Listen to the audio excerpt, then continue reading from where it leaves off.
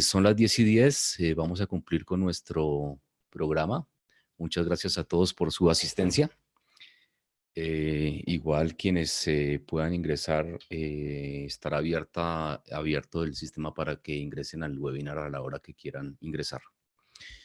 Bueno, para quienes participan en este por primera vez, este es el segundo webinar que se realiza en el marco del proyecto Eficiencia Energética para la Productividad, eh, financiado con el apoyo del Fondo de Cooperación del Reino Unido.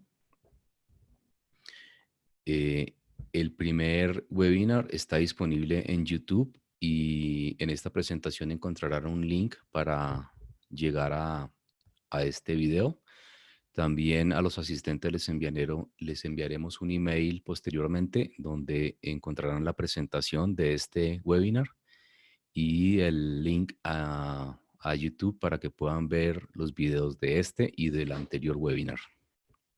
Bueno, este webinar es realizado por el Consejo de Eficiencia Energética como una de las actividades que se desarrollarán en el marco del proyecto de Eficiencia Energética para la Productividad. Este es un proyecto en el cual participan 5 organizaciones. El proyecto es liderado por el Programa Colombia Productiva del Ministerio de Industria y Comercio. Este es un fondo autónomo creado por el Ministerio de Industria y Comercio para fomentar la mejora en la productividad y la competitividad del sector industrial en Colombia. Participa también la Corporación Ambiental Empresarial de la Cámara de Comercio de Bogotá, el Banco de Desarrollo Bancoldex, la Organización Internacional del Reino Unido Carbon Trust y el Consejo de Eficiencia Energética. Para este proyecto contamos con el apoyo y el financiamiento del fondo UK Pact, que significa Asociación para Transiciones Climáticas Aceleradas. Este fondo ha apoyado el proyecto con financiamiento y también con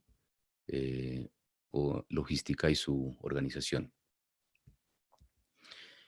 Este proyecto tiene 4 actividades principales. Una es apoyar a la industria para identificar oportunidades de eficiencia energética y apoyar en la implementación de buenas prácticas. El segundo es ayudar a la movilización de inversiones privadas que permitan al sector industrial colombiano implementar acciones de eficiencia energética. El tercero es cerrar brechas tecnológicas y financieras y de mercado para que a su vez se permita y se facilite el desarrollo de un mayor número de proyectos de eficiencia energética que ayuden a incrementar la competitividad y la productividad.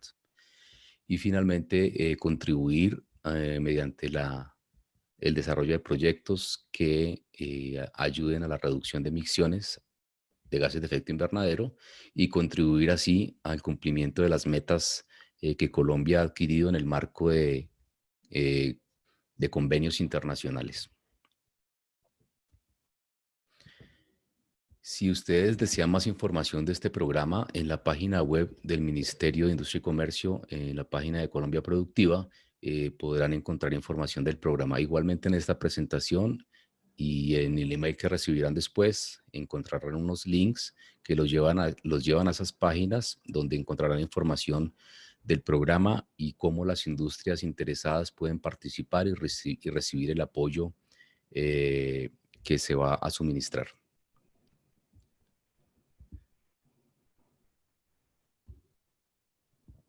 Bueno, en referencia al apoyo técnico que el programa va a suministrar a la industria, este se divide en varias fases. Una de ellas es dar capacitación. Dentro de esas capacitaciones están estos webinars. Otra es ayudar a las industrias a identificar oportunidades y en esas actividades, esa actividad de identificación de oportunidades se dividen en 3 fases. Una es un diagnóstico preliminar a las industrias para determinar cómo usan la energía y qué oportunidades tienen. Posteriormente se puede realizar una auditoría energética detallada en la cual se pueden identificar oportunidades y desarrollar en mayor detalle el potencial de esas oportunidades. y posteriormente se pueden realizar estudios de factibilidad para el desarrollo futuro de esos proyectos. Al mismo tiempo, el Banco de Desarrollo Bancoldex podrá hacer unos estudios de financiamiento para que el industrial reciba, después de todo el ejercicio, un estudio técnico y un estudio de financiamiento, con lo cual se le facilite la toma de decisión de invertir o la búsqueda de financiamiento para realizar un proyecto. Bueno, entrando en materia del tema de este webinar, vamos a dar continuación al desarrollo del webinar anterior y en este caso vamos ya a recordar de pronto, a dar a conocer cuáles son las bases técnicas que permiten implementar mejoras en sistemas térmicos de vapor. Pueden haber más oportunidades que estas. Vamos a abordar el día de hoy estas tres oportunidades. Posteriormente vamos a desarrollar unos ejemplos reales de cálculos sobre oportunidades de estas. Y finalmente vamos a presentar brevemente la metodología para el desarrollo de un diagnóstico energético de una auditoría energética enfocada en sistemas térmicos basado en el estándar ASME de Energy Assessments. Bueno, entonces vamos a explorar cuáles son los temas o las bases técnicas que nos permiten identificar una oportunidad y cuantificar la oportunidad de ahorrar energía en estos tres temas. Primero es la eficiencia de combustión, la eficiencia de caldera y la eficiencia de todo el sistema de vapor. El segundo sería algunas mejoras del proceso, que un ejemplo de ello es disminuir la temperatura y la presión del vapor requerido en el proceso. Y finalmente, un caso de recuperación de calor. En la eficiencia térmica de un sistema de vapor es muy importante tener un enfoque sistémico. No se trata de ver solo la eficiencia de la caldera, como lo dijimos en el webinar anterior, sino ver la eficiencia del sistema completo. En este diagrama Sankey que está a la izquierda, podemos ver que en un sistema típico, en donde entran 100 unidades de energía de cualquier combustible, finalmente llegan a ser efectivamente utilizadas en el proceso entre el 30 al 35% de esta energía. El resto de la energía se pierde en pérdidas en la caldera, que las pérdidas en caldera pueden estar alrededor de 20 o 25 o pueden ser más, inclusive dependiendo del estado de la caldera. Las pérdidas en los equipos pueden ser del 10%. En los equipos se refiere al equipo que hace el uso final de la energía, dígase reactor, intercambiador de calor o cualquier otra cosa. Las pérdidas en el sistema de distribución pueden ser del 20%, incluyendo pérdidas térmicas por aislamientos o por fugas. Pérdidas al no recuperar el vapor flash de los condensados y pérdidas por no recuperar el condensado. El condensado que se va a pérdida en el proceso, bien sea porque entra en contacto con el producto y no se puede recuperar, o porque simplemente no hacemos recuperación de condensado, no tenemos un sistema para traer ese condensado de nuevo a la caldera. Entonces, todas estas oportunidades, digamos, todas estas pérdidas tienen algunas oportunidades que deben evaluarse en campo. Lo clave de esto es entender que finalmente la energía útil que llega al proceso puede ser del 30 al 35%. El resto, 70 o 65%, se nos va a perder en el resto. Bueno, mirando ya la eficiencia, solamente la eficiencia de caldera, entonces tenemos que en la caldera entran 100 unidades de combustible y solamente entre el 70, 78, 86, 85% se convierte en vapor. En la caldera se presentan pérdidas por radiación, que básicamente es las pérdidas debido a la alta temperatura de las superficies de la caldera que no están aisladas o de las tuberías aledañas a la caldera que no están bien aisladas y por lo tanto emiten radiación al medio ambiente. Otras pérdidas son las pérdidas debido a las purgas o los blowdown de la caldera, que pueden ser entre el 1 al 3%. Estas pérdidas por purgas y blowdown pueden ser mayores si la calidad del agua es deficiente, porque una calidad de agua deficiente eh, eh, me conlleva a que yo tenga que hacer más purgas del fondo de la caldera para mantener la calidad de agua dentro de las condiciones aceptables. Sí, por lo tanto, una baja calidad de agua implica un mayor porcentaje de pérdidas por blowdown y purgas. Las pérdidas por combustión se refieren a las pérdidas que ocurren o por combustión incompleta o por alta temperatura de los gases de escape. Entonces, mirando las pérdidas por combustión, bueno, también se refiere al exceso de aire. Entonces, pérdidas en combustión puede ser exceso de aire, combustión incompleta o alta temperatura de los gases. Cuando pensamos en el exceso de aire, aquí en el lado derecho de esta filmina podemos ver una gráfica donde vemos el exceso de aire en función del contenido de oxígeno de los gases. Entonces, una buena práctica es hacer mediciones del contenido libre de oxígeno en los gases de escape y con base en eso estimar el exceso de aire que se tiene. Esta gráfica nos muestra que para un exceso de aire del 5%, que es un exceso de aire típico que se encuentra en la industria, perdón, un exceso de oxígeno o oxígeno libre en los gases del 5%, tendríamos un exceso de aire del 30%. Ese es un valor típico en la industria y se encuentran valores mucho más altos. Miremos que para un porcentaje de oxígeno libre en gases de escape del 10%, tendríamos un exceso de aire cerca del 90%, o sea, prácticamente 2 veces el aire requerido para la combustión estequiométrica. Esta ecuación nos permite calcular a partir del contenido, el porcentaje de oxígeno libre en volumen en los gases de escape, estimar cuál es el exceso de aire. En esta ecuación, el porcentaje de CO se refiere a monóxido de carbono, que es producto de combustión incompleta. Cuando no lo tengamos, podemos asumir que esto es cero y simplemente utilizamos el porcentaje de oxígeno. Al aplicar esta fórmula encontramos una gráfica como esta. Básicamente esto nos permite determinar el exceso de aire a partir del contenido de oxígeno libre en los gases de escape. Bueno, avanzando en lo que son las pérdidas o la eficiencia de caldera, entonces la eficiencia de caldera, la eficiencia de combustión, perdón, que se refiere solamente a las pérdidas por gases de escape, se compone de 4 pérdidas. Esas son las pérdidas por los gases calientes, las pérdidas por la formación de agua a partir del hidrógeno contenido en el combustible, las pérdidas por la humedad que contiene el combustible, que se evapora y absorbe parte de la energía térmica del combustible, y las pérdidas por combustión incompleta o formación de monóxido de carbono.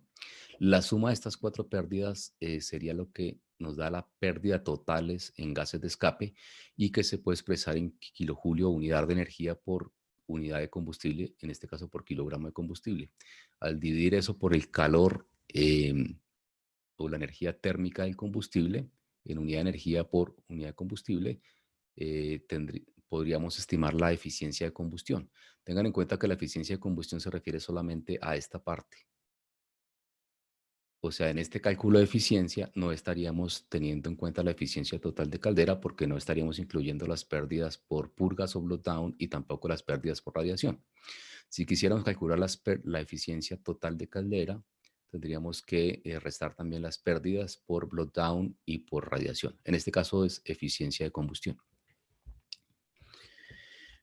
Bueno, y para entender un poco por qué se dan estas pérdidas en los gases de escape, entonces es importante recordar que el aire contiene 79% de nitrógeno.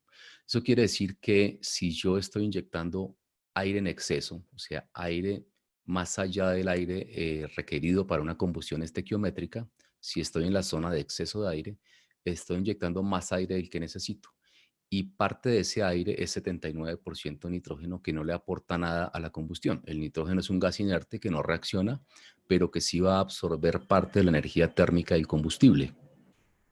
Entonces, inyectamos aire en exceso, el nitrógeno lo que hace es absorber la energía, calentarse y salir en la chimenea a alta temperatura. Entonces, esta es, digamos, la razón principal de las pérdidas en los gases de escape. El oxígeno nos sirve para la reacción de la combustión, pero igual cuando es oxígeno en exceso, no reacciona y simplemente se calienta y salen los gases calientes absorbiendo parte de la energía térmica del combustible. Entonces, esta es la razón por la cual el exceso de aire nos ocasiona pérdidas. Lógicamente, a mayor temperatura en los gases, pues mayor son las pérdidas. Entonces, por eso cuando encuentra una caldera con alta temperatura de los gases, pues estamos arrojando energía térmica del combustible en gases calientes a la atmósfera. La forma de calcular las pérdidas en los gases calientes es básicamente la masa de gases calientes por el calor específico de esos gases en esas condiciones y por la diferencia de temperatura entre la temperatura de salida de los gases y la temperatura de entrada del aire. Así se estima el calor perdido en los gases de chimenea. ¿Cuáles son los beneficios de optimizar esto? Básicamente, de optimizar la temperatura de los gases y de optimizar el exceso de aire, o sea, minimizar el exceso de aire. Básicamente que vamos a disminuir las pérdidas de energía en los gases de chimenea y posiblemente vamos a tener una combustión eficiente. Bueno, otra de las oportunidades es proveer al proceso el vapor en las condiciones que realmente se necesitan. Es muy común que en muchos casos se genere vapor a mayor presión y mayor temperatura de que realmente se necesita. Un ejemplo de esto es un proceso que requiere un vapor, digamos, a 120 grados centígrados y yo estoy generando vapor a 120 psi o más. Entonces estoy produciendo un vapor a una temperatura mayor y a una presión que realmente no necesito. Entonces, aquí se trata de optimizar y, si es posible, disminuir la presión de operación de la caldera y la presión de generación del vapor para que yo pueda atender la necesidad del proceso sin exceder y teniendo en cuenta que hay que generar el vapor a una mayor presión y mayor temperatura para compensar las pérdidas que se dan desde el punto de generación hasta el punto de uso final. Pero en muchos casos estamos muy por encima de las necesidades reales del proceso, entonces estamos incurriendo en un efecto en el que gastamos más energía para producir el vapor y realmente no se necesita llevarlo a esa presión. En el caso en que sea posible disminuir la presión de operación y la temperatura, lo que se va a ver es el siguiente efecto. Vamos a ver que la presión de vapor, la presión de saturación del vapor, a mayor presión de saturación del vapor, la temperatura aumenta. Es decir, que si yo necesito vapor a mayor temperatura, pues aumento la presión y logro llevarlo a mayor temperatura. Pero hay que tener en cuenta que también cuando yo aumento la presión, por lo tanto la temperatura, la entalpía de evaporación del vapor, o sea, el calor latente, va a disminuir. Es decir, que si yo llevo a mi proceso un vapor a mayor presión, mayor temperatura y que realmente necesito, cuando ese vapor se condensa en el proceso, tiene la capacidad de entregar menor energía térmica. Por lo tanto, si yo disminuyo la temperatura del vapor y la presión, cuando ese vapor se condensa, me va a entregar un calor latente, un calor de condensación mayor que si lo entrego a mayor presión. Entonces, esta es una de las, digamos, ventajas de disminuir la presión del vapor un poco. Bueno, finalmente, sobre la posibilidad de recuperar calor en los gases de escape, entonces tenemos el caso de instalar un economizador en los gases de escape para recuperar la energía térmica debida a la alta temperatura de los gases de escape.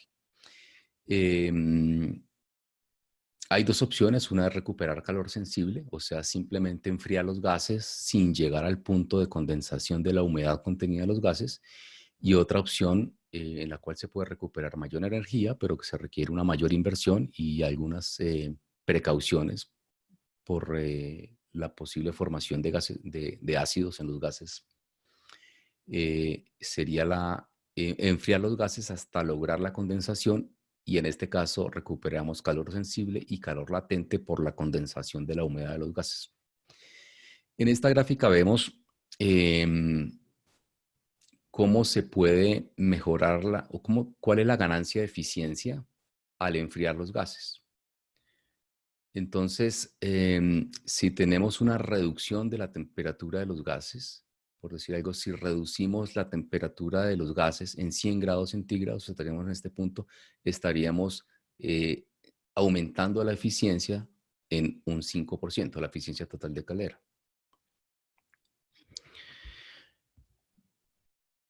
Bueno, a continuación vamos a desarrollar algunos ejemplos. En la primera parte voy a desarrollar yo 2 ejemplos. En la segunda parte el ingeniero Andrés González va a desarrollar los otros 2 ejemplos.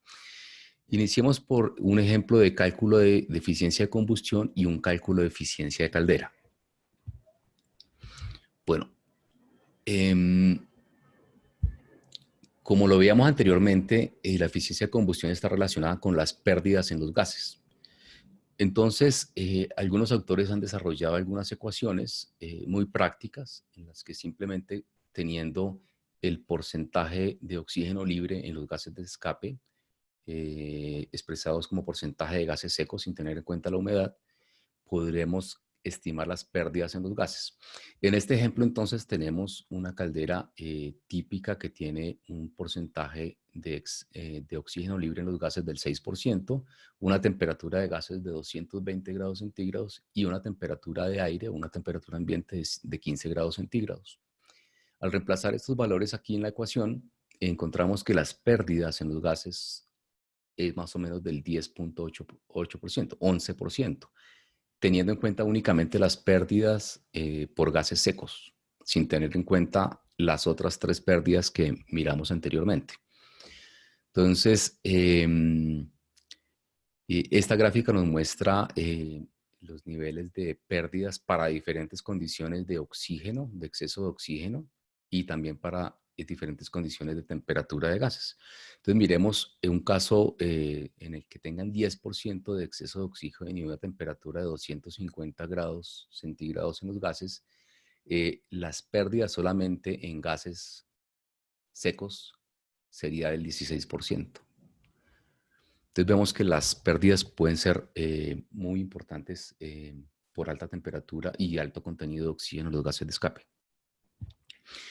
Bueno, en este caso tenemos un ejemplo de recuperación de calor en un economizador. Tenemos un caso de estudio en el cual una caldera de 100 bhp opera normalmente con un exceso de oxígeno o un oxígeno libre en los gases del 5% en porcentaje volumétrico, lo cual equivale a un exceso de aire aproximado del 31.4% y tiene una temperatura de gases de exhausto de 210 grados centígrados. Si a esta caldera le aplicáramos un recuperador de calor en el cual enfriamos esos gases para recuperar el calor sensible hasta llevar esos gases hasta 120 grados centígrados, lograríamos recuperar aproximadamente 1900 kilojulios por cada metro cúbico de gas natural de combustible que consumimos. Y recuperar esta energía equivale a utilizar el 4.6% del poder calorífico, asumiendo este como poder calorífico de un gas natural particular. Si en el caso 2, aquí es caso 2, aplicamos un recuperador de calor de condensación, o sea, que enfríe los gases por debajo de la temperatura del punto de rocío de esos gases, en este caso más o menos unos 10 grados por debajo del punto de rocío, que para esas condiciones debe estar alrededor de los 54 grados centígrados. Si enfriamos los gases hasta 44 grados centígrados, podríamos recuperar 5.300 kilojulios por cada metro cúbico de gas consumido. Lo cual equivale más o menos a casi el 13% del poder calorífico del combustible. Entonces, aquí vemos que implementar recuperación de calor puede ser un ahorro súper importante, considerando que puede ser el 4% o el 13% si llevamos hasta la condensación de los gases. Bueno, hasta aquí la parte que les quería presentar. A continuación, el ingeniero Andrés González va a continuar con otros 2 ejemplos de oportunidades de mejora.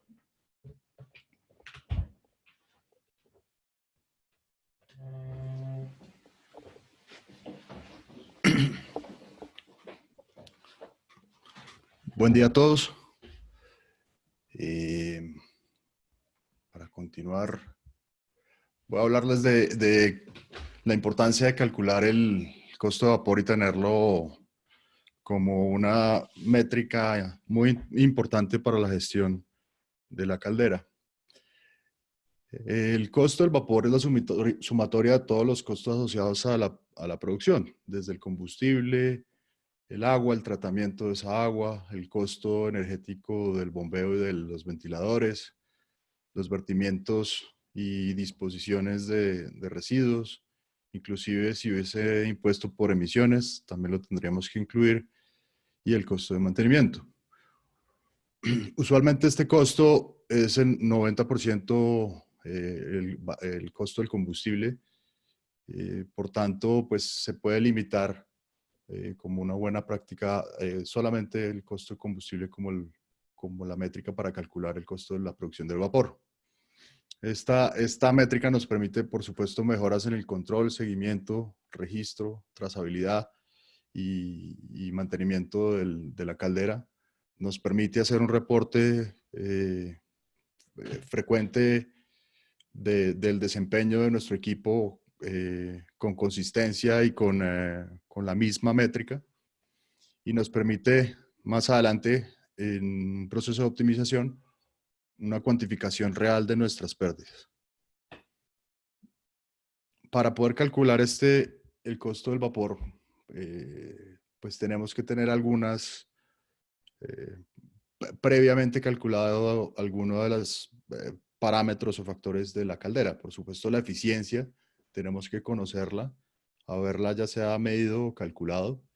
Tenemos que conocer la temperatura de alimentación del agua, y por supuesto pues la presión y las condiciones de saturación a las cuales estamos produciendo el vapor. Para ilustrar cuál es el impacto de costos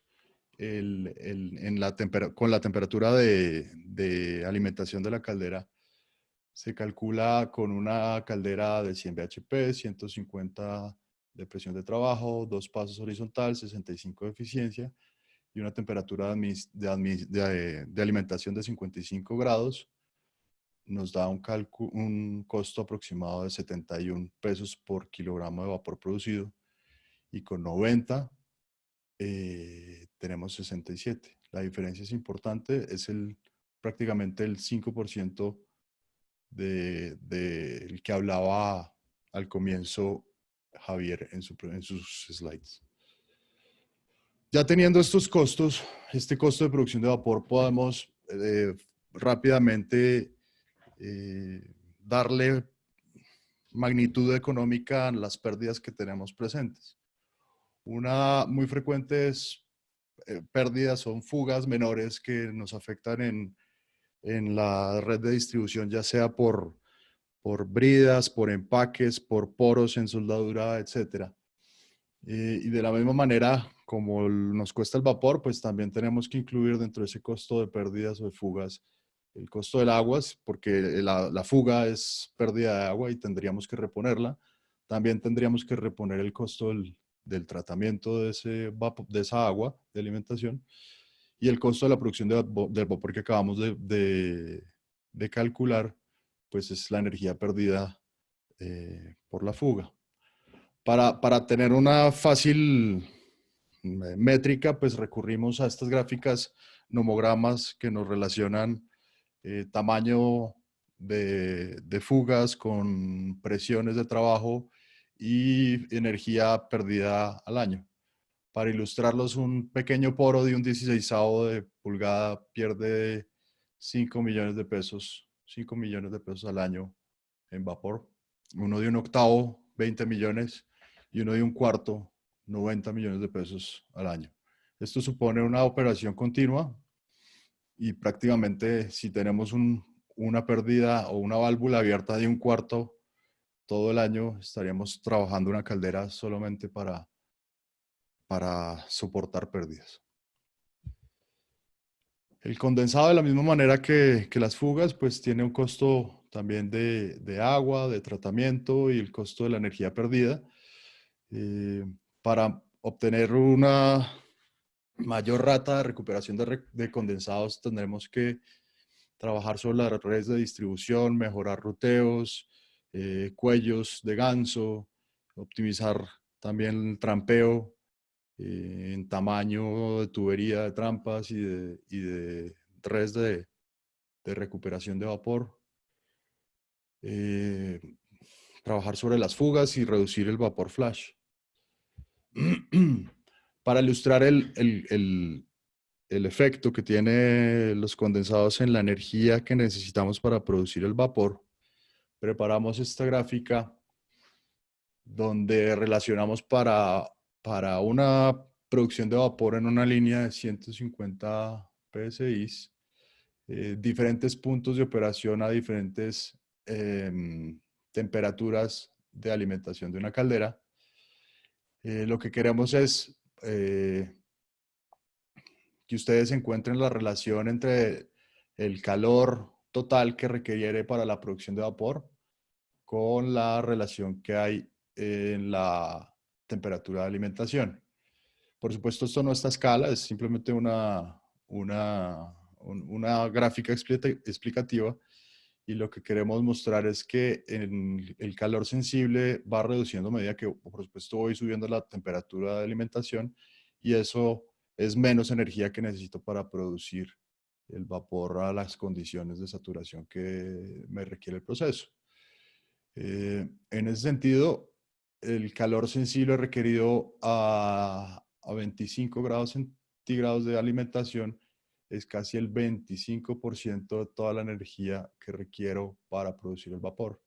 Y así consecutivamente de 55 a 90 grados baja de 25% esa energía de calor sensible a un 16% de calor, de proporción del calor sensible sobre la energía total que se requiere. Ahí estamos hablando de que si no tenemos una alimentación a temperatura adecuada, podemos tener una gran diferencia de alrededor del 10% en la energía que requiero para producir el vapor a las condiciones del proceso. También esta gráfica sirve para ilustrar de cierta manera el punto que mencionó Javier al comienzo, y es encontrar verdaderamente la presión que necesito en mi proceso. En ese sentido, si yo no necesito vapor a 150, sino a 100, la curva de presión nos va a mostrar que tengo mucha más energía a 100 psi de calor latente que le puedo entregar al proceso, y si lo ajusto a la presión y a la temperatura que requiere el proceso. Nuevamente vuelvo al cálculo de costo de producción de vapor. Pasamos de 75 pesos por kilogramo alimentando una caldera a 25 grados a 67 pesos alimentada a 90 grados. Ahí está el 10% de ahorro de combustible. Por último, de esta sección, pues darles unas métricas típicas de algunas oportunidades de mejora que pueden ser implementadas rápidamente en sus procesos. La primera sería adecuar dampers en el ducto de escape en aquellas calderas que tienen unos ciclos de trabajo muy largos y que también tienen unas paradas muy largas. Estos dampers permiten evitar que se escape el calor del hogar. Tienen un impacto en combustible del 1%. Mejorar el tratamiento y acondicionamiento de agua de calderas, un 2%. Control de purgas mediante el control de sólidos disueltos, un 2%. Precalentamiento del aire y combustión, 2%. Recuperación de calor de las purgas, un 3.75. Economizadores, un 5%. Control y gestión del aire en la caldera, un 5%, y una optimización de la operación y el mantenimiento, un 5%. Si estamos acá, todos conocemos los procedimientos de auditoría energética, que son bastante estándares en el sentido del procedimiento. La metodología de Energy Assessment de ASME pues reitera el procedimiento, y lo que queremos acá es cómo vamos a abordar nosotros en el transcurso de este proyecto. Lo primero que vamos a hacer es evaluar, recopilando datos existentes de las plantas, reconociendo los equipos, viendo si existen correlaciones o desarrollando las correlaciones necesarias de energía y proceso, desarrollando las líneas base de consumo de energía en las calderas, pues, y considerando posibles sustitutos energéticos. Cuando pasamos ya al proceso de validar o tomar la parte de campo de la auditoría, tenemos que darle un alcance y una precisión requerida a nuestras rutinas, enfocar el trabajo de medición en los procesos y equipos clave. Por supuesto, pues la caldera principal va a ser el objeto de nosotros como equipo clave, pero también todos sus subcomponentes críticos. Se establecerán los estados de carga, y es una parte muy importante para poder definir el estado de dimensionamiento de los equipos, identificar y priorizar aspectos y problemas que se tengan previamente identificados, o que el consultor, cuando visita la planta, pueda identificar rápidamente. Cuando se tenga toda esa información que se mide y se recolecta durante la actividad de campo, pues se definen medidas de conservación de energía acorde, pues, a los hallazgos y evidencias. Se tienen que analizar esas oportunidades de ahorro energético, tanto técnicamente, bajo la conceptual del desarrollo de la medida de conservación, y económicamente. También se tienen que identificar beneficios no energéticos asociados a la implementación de esas medidas de conservación. Por supuesto, reducción de emisiones, pero también temas posiblemente comerciales, en el sentido de mejor posibilidad de mejorar las tarifas de adquisición de energéticos al tener no sé, mejores condiciones de negociación, o inclusive pues la empresa puede tomar estas iniciativas de eficiencia energética como una manera de promocionar su proceso de una manera verde. Al haber hecho todos estos pasos de identificación de medidas de conservación de energía y evaluadas técnica y económicamente, es necesario hacer un plan de implementación, definir la estrategia y los objetivos a corto y mediano plazo para implementar estas medidas. Lo siguiente sería implementar las recomendaciones, optimizar pérdidas, interiorizar y implementar, pues, buenas prácticas operativas durante la operación, y tratar de vincular al mantenimiento centrado en el desempeño y eficiencia de la máquina. Una vez implementadas estas medidas y estas buenas prácticas, es necesario cuantificar sus impactos y los beneficios, y poder comparar antes y después, y de esa manera reportar resultados contundentes para el cumplimiento de los objetivos trazados. Esta guía ASME nos define los lineamientos que se deben seguir. No define cómo, pero sí nos define el procedimiento, que es prácticamente lo mismo que les expuse en la anterior lámina, y lo único que no incluye es esa implementación y medición y verificación de post implementación de las medidas. Ahora, lo que usualmente nos preguntan es qué puede estar incluido entre esas rutinas de medición. Por supuesto, como lo hemos recorrido durante la presentación, el análisis de gases es muy importante para poder determinar eficiencia de combustión, eficiencia de caldera, e inclusive para ajustar el proceso de una vez. Es una herramienta muy útil, y es una rutina de medición esencial en estos assessments de sistemas de vapor. La inspección termográfica sirve inmensamente a muchos propósitos: a determinar pérdidas en aislamientos y tuberías, a identificar fugas, a identificar deficiencias en los aislamientos, identificar inclusive pérdidas en los equipos de proceso y verificar como rutina de diagnóstico o de mantenimiento el funcionamiento de trampas. El medidor de conductividad pues ayuda o aporta en la verificación y ajuste de la frecuencia y duración de las purgas de las calderas.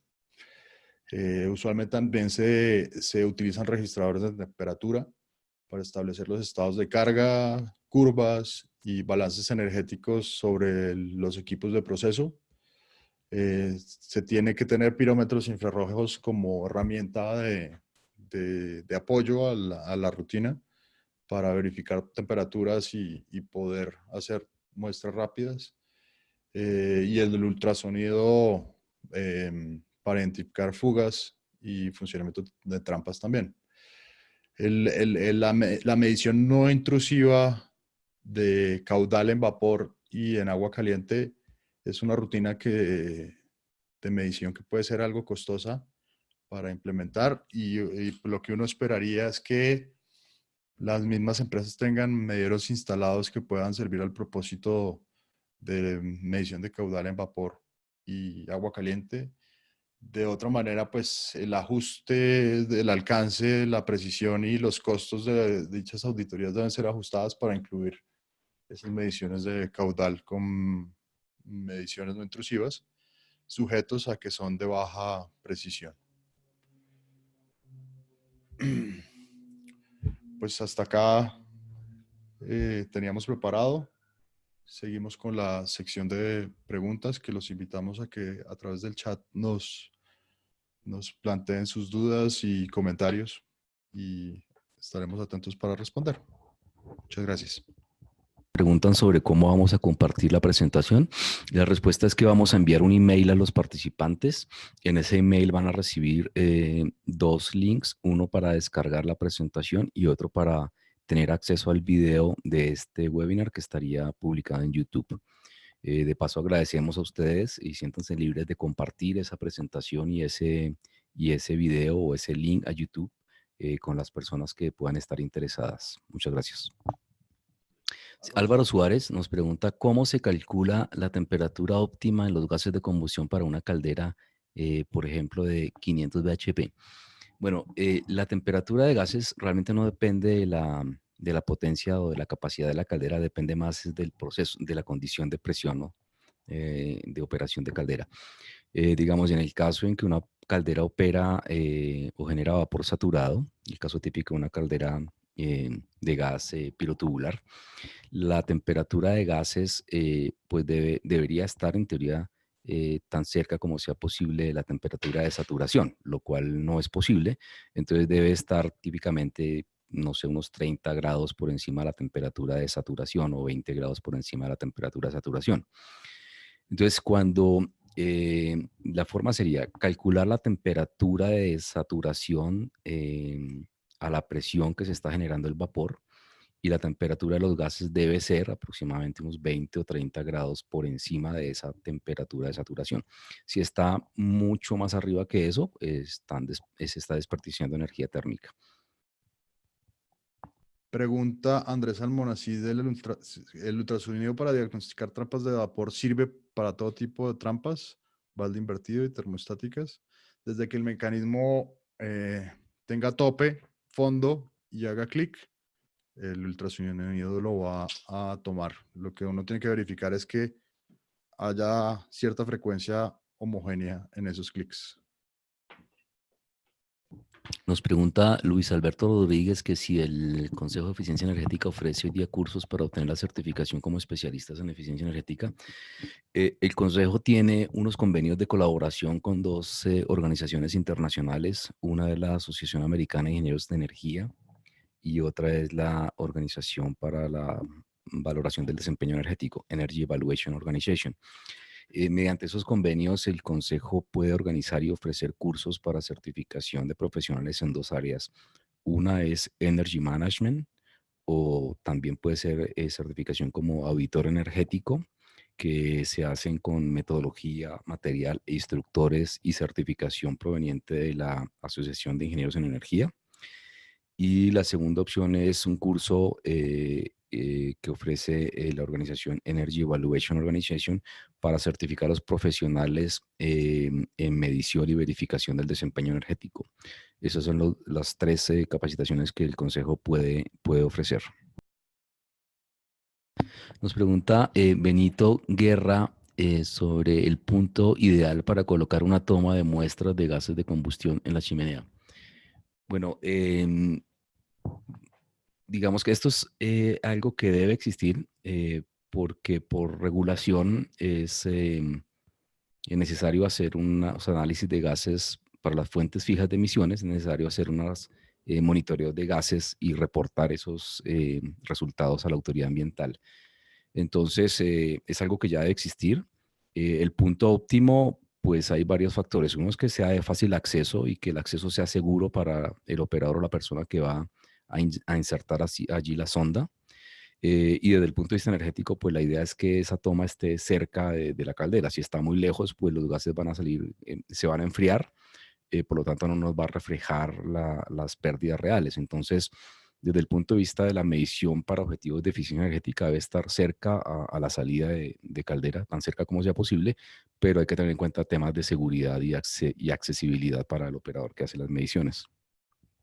Usualmente el punto de muestreo isocinético requiere que de la distancia de tubería desde la última cambio de, de dirección del flujo sea, creo que de 7 a 13 veces el diámetro para poder determinar el punto donde debería estar el punto de medición. Esto para garantizar las condiciones de turbulencia y